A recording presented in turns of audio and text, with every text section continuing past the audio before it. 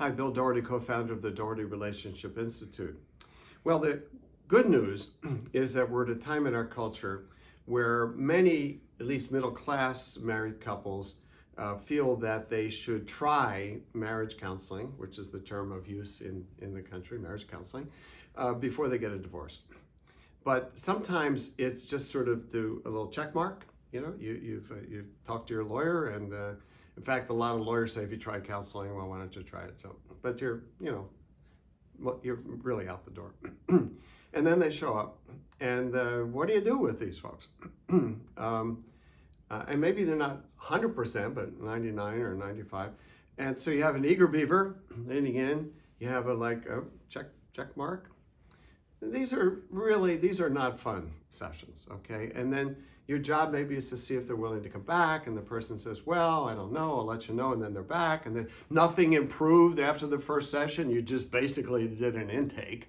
Nothing got better, and you start to feel really aggravated with that person because they're not there for what you're offering, and you can lie with the other one. It's messy and it's no fun.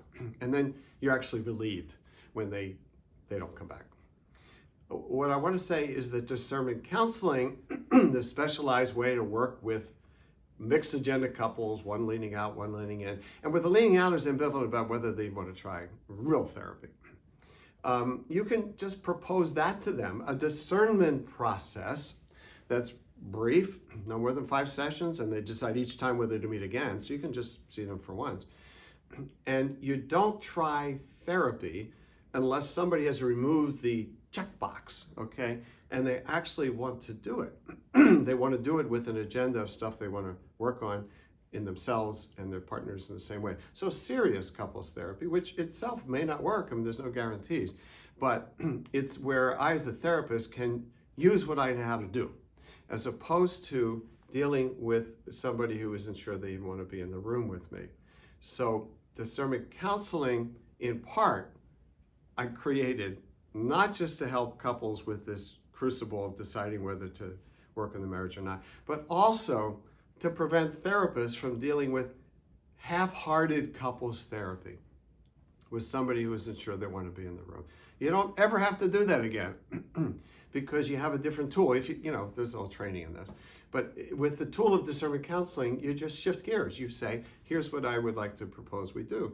And by the way, you don't give them they can either go away, but you don't ever, I will not ever do couples therapy with somebody who is very ambivalent about being in the room for couples therapy. I will not do that.